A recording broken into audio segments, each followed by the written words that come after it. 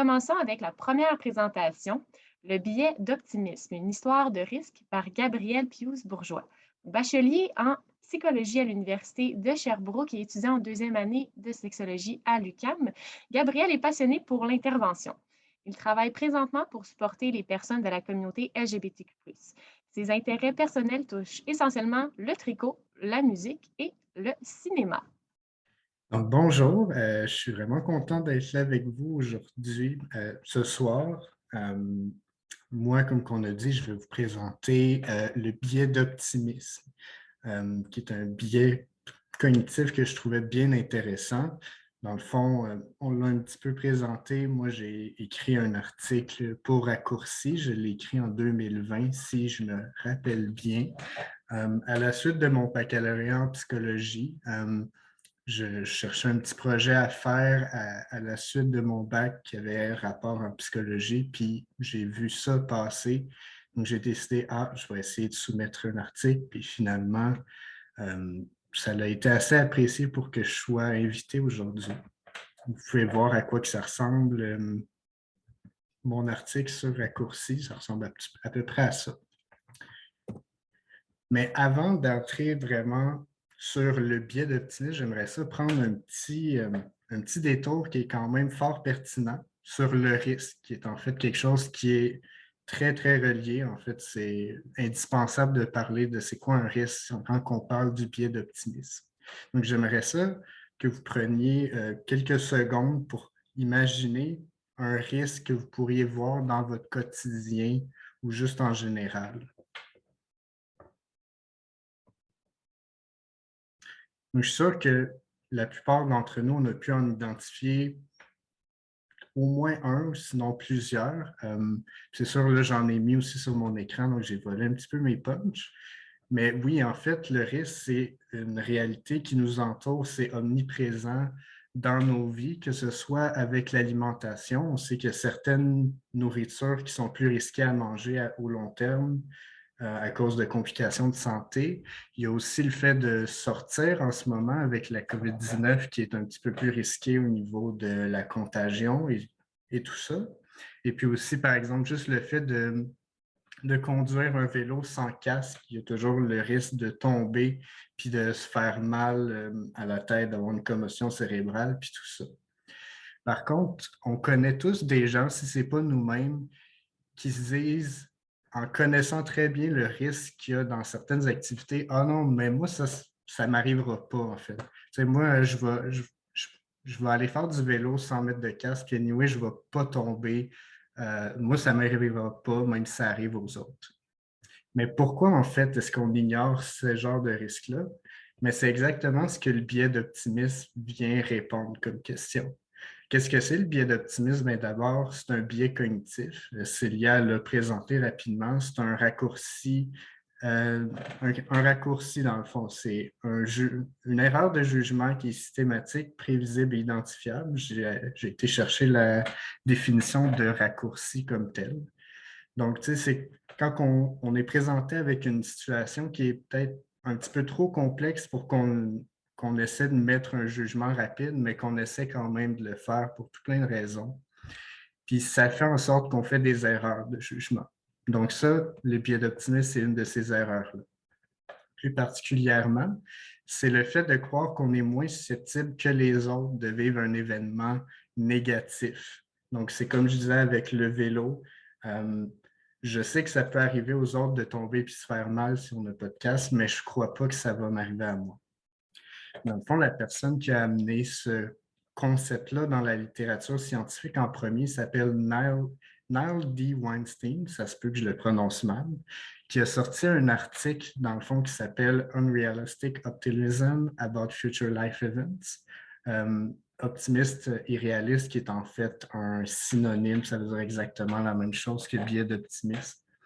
Que lui, dans le fond, il est allé voir dans une population étudiante, des gens qui étudiaient dans tout plein de choses.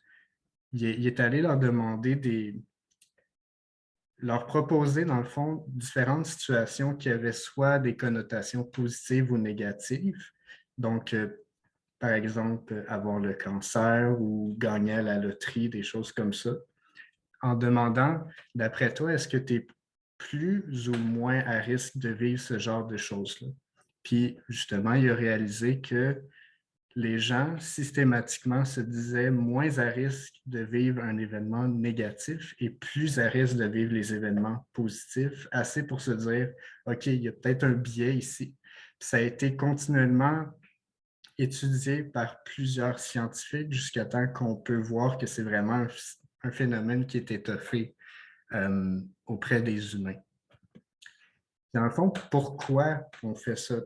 En fait, il y a plusieurs causes possibles, puis il n'y a personne qui a vraiment réussi à s'arrêter sur une cause possible. Donc, moi, je vais vous amener plusieurs explications qui expliquent de près ou de loin, puis encore là, il y a peut-être d'autres explications qui existent, qui n'ont juste pas été découvertes. Puis moi, je vous présente vraiment les principales, parce que c'est ça, il n'y a pas vraiment de consensus, en fait. Première explication, c'est l'explication motivationnelle. C'est simple, c'est juste quelque chose qu'on veut. C'est valorisant de penser que ah, moi, je suis moins à risque que les autres. C'est valorisant, ça donne comme une image de soi un petit peu plus grandiose que la réalité. Puis ça peut même être valorisant de donner cette image-là aux autres, d'avoir l'impression justement un petit peu grandiose que moi, je ne suis pas à risque de vivre les choses négatives alors que c'est pas vraiment, c'est pas le cas en fait. L'autre explication, c'est par rapport à la disponibilité de l'information. En fait, ce que cette explication-là dit, c'est qu'on vit notre vie dans notre peau. Ça veut dire qu'on a beaucoup plus d'informations sur nous que sur les autres. Donc, ayant plus d'informations sur moi, je suis beaucoup plus au fait de mon risque personnel puis des choses qui pourraient m'arriver que ce que je crois sur les autres. Donc, par exemple, avec mon exemple de vélo que je vais reprendre tout le long, je sais par exemple que moi, je suis vraiment bon en vélo. Je sais que moi, je ne vais pas si vite non plus, donc je ne crois pas que je vais tomber. Mais en fait, je ne le sais pas, je ne sais pas pour les autres comment c'est. Donc, c'est vraiment le fait d'avoir toute cette information-là sur moi, sur mes habitudes, qui va donner l'impression que mon risque est différent de celui des autres. Parce que je ne les connais pas, ces gens-là. Ensuite, il y a l'explication sur les mécanismes de jugement. Ça se lie un petit peu avec ce que je disais tout à l'heure, que dans le fond, la façon qu'on juge est biaisée. Il y a d'autres biais cognitifs qui vont venir influencer notre jugement puis qui peut amener un biais d'optimisme. Ça se présente souvent comment qu'on voit les autres. Les autres, on les voit souvent d'une façon un peu plus stéréotypée. On les voit comme une image homogène, puis souvent comme ayant des habitudes de vie beaucoup moins bonnes que les nôtres. Donc, par exemple, moi, je sais que je suis bon au vélo, mais je me dis que les autres, ils sont beaucoup moins bons que moi. Moi, je pense qu'ils tombent fréquemment, puis tout ça, alors que ce n'est pas nécessairement vrai. Ça vient tout de mon jugement qui est en fait biaisé parce que je n'ai pas cette information-là sur les autres. Puis en fait, il y a plusieurs facteurs aussi qui peuvent influencer le biais d'optimisme sans nécessairement causer directement. Par exemple, l'humeur. Quand on est de bonne humeur, on a tendance à se remémorer des choses positives sur nous, ce qui veut dire qu'on va avoir l'impression que notre risque est beaucoup moins grand que les autres. Le fait aussi d'avoir eu une expérience passée liée à ce risque-là peut aussi influencer. Par exemple, si moi je sais que j'ai tombé plusieurs fois de vélo dans le passé, je tombe au moins une fois à tous les mois, je vais sûrement me dire que je suis plus à risque de tomber de mon vélo. Alors que si ça ne m'est jamais arrivé, là, je vais peut-être me dire, non, ça ne m'arrivera jamais. De toute façon, ça ne m'est jamais arrivé. Donc, c'est comme ça que l'expérience peut influencer aussi. Puis ça, dans le fond, le biais d'optimisme peut avoir plusieurs conséquences, qu'elles soient positives ou négatives. Je vais commencer par vous parler des positives. En fait, ça augmente le sentiment de contrôle. C'est logique. En fait, quand on pense qu'on n'a pas de risque, on a aussi l'impression d'être en contrôle. On se sent un peu invulnérable. Puis ça, en fait, ça peut aider à réduire l'anxiété. Dans le fond, je suis moins anxieux que quelque chose de mal m'arrive. Donc, c'est ça. Puis, en fait, aussi, il y a le sentiment de bien-être général favorisé. Il y a certaines personnes qui ont avancé que le biais d'optimisme, c'était quelque chose qui faisait partie du fonctionnement psychologique favorable chez l'humain. En fait, on a vu que chez certaines personnes qui avaient la dépression, il n'y en avait pas vraiment de biais d'optimisme ou beaucoup moins. Donc, ça amène l'hypothèse que c'est peut-être important pour la santé mentale de l'avoir au moins un petit peu. Les conséquences négatives, c'est que c'est logique aussi, on va prendre plus de risques. On ne le voit pas, le risque qu'on pourrait avoir. On pense qu'on est invulnérable, donc on en prend. Ce qui fait qu'on a un risque accru pour notre santé. On prend des risques, donc on peut avoir beaucoup plus de conséquences. Puis aussi préserver des fausses perceptions. Parce qu'on a vu que juste se faire présenter des nouvelles informations, ce n'est pas vraiment assez pour enlever le biais d'optimisme. Le biais est assez résistant aux mauvaises informations, donc c'est une conséquence négative, malheureusement. Et en fait, quelques pistes d'action qu'on peut faire face à ce biais-là. Je vous en amène 3 ce soir, mais vous en avez peut-être d'autres en tête. Premièrement, c'est simplement prendre conscience de sa tendance à minimiser les risques. Juste le fait d'y réfléchir, ça peut généralement réduire le biais d'optimisme. Ensuite, il y a aussi le fait de s'imaginer comment on conseillerait autrui. Ce biais-là, ça se fait souvent en comparaison avec les autres. On croit que notre risque est moins que les autres, mais on a une vision un petit peu plus réaliste des autres. Fait que si on s'imagine conseiller quelqu'un, ça va faire en sorte qu'on va peut-être avoir des conseils un petit peu plus justes. Puis enfin, pas tenter d'éliminer complètement ce biais-là. Comme je vous disais, ça fait partie du fonctionnement psychologique normal et sain. Donc, on veut quand même le laisser là un petit peu. Donc, ça conclut pour moi. Il y a mon adresse courriel dans le coin à gauche. Puis si jamais vous êtes intéressé à lire l'article complet, la source est à droite. Merci. Merci beaucoup, Gabriel. C'est vraiment intéressant. Moi, j'ai plein de questions. Et d'ailleurs, j'invite les participants, les participantes, si vous avez des questions, levez la main, écrivez-les dans le chat. Il y a Marjo qui va pouvoir modérer là, au niveau des questions. Donc, c'est le moment de poser vos questions. Oui, parfait. Donc, on a une première question de Fabrice. Donc, on t'écoute. Oui, bien, d'abord, bravo pour ta présentation. C'était excellent. Puis ton PowerPoint est tellement beau. Non, honnêtement, je le trouve vraiment mignon, ton PowerPoint.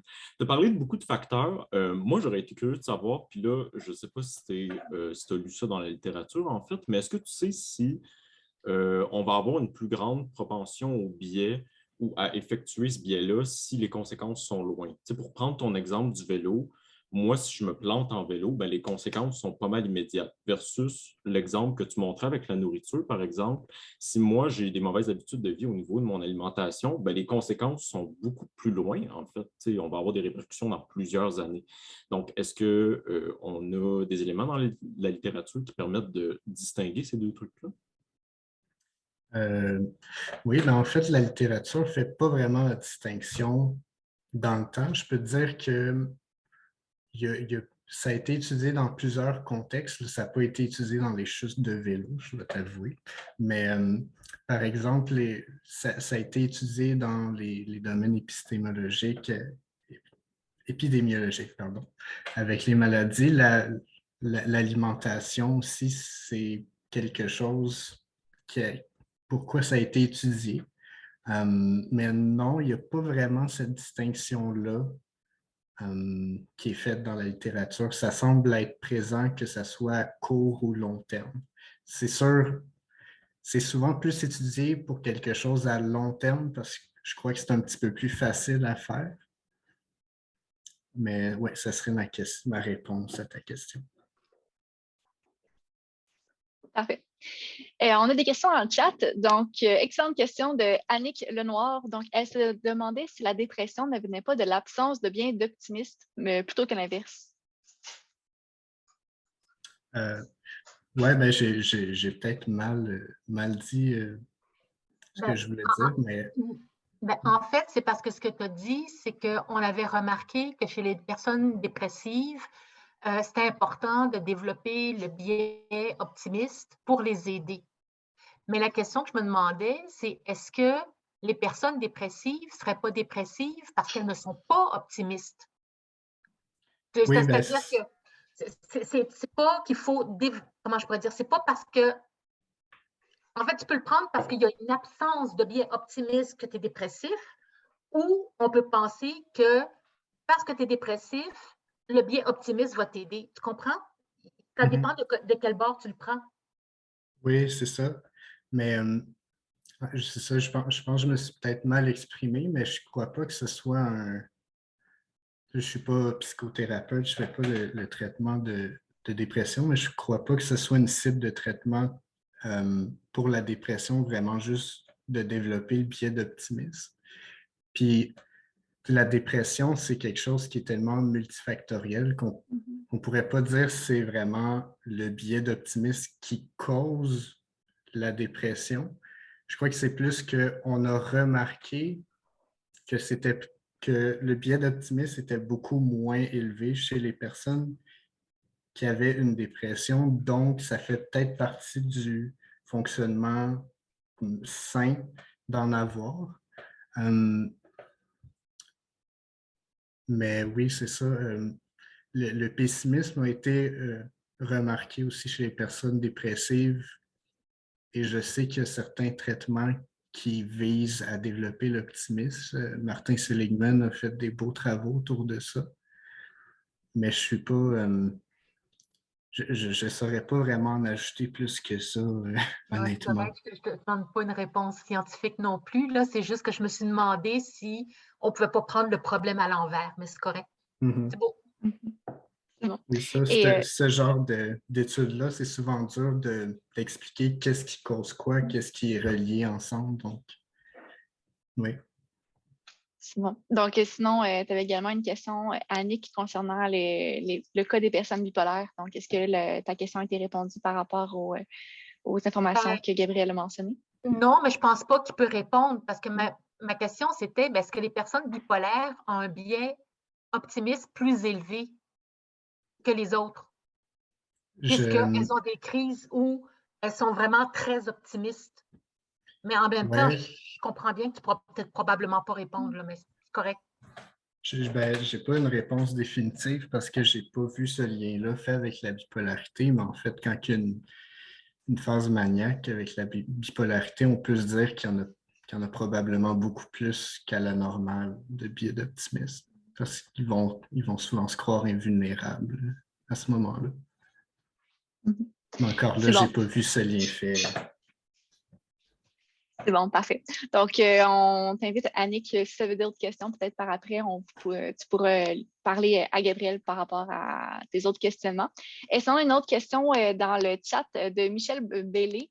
Donc, à l'inverse, on pourrait aussi avoir un biais pessimiste, par exemple, avec les gens qui ont peur de la vaccination et qui sont optimistes face à la COVID, qui n'est pour eux qu'une grosse grippe.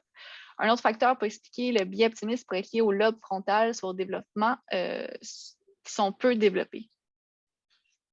Oui, ben en fait, le biais de pessimisme, c'est quelque chose qui existe, qui a été étudié un petit peu moins que le biais d'optimisme, mais c'est vrai qu'on peut faire le lien à l'envers pour le lobe frontal, ça se peut très bien, je le sais pas honnêtement, mais ça fait du sens.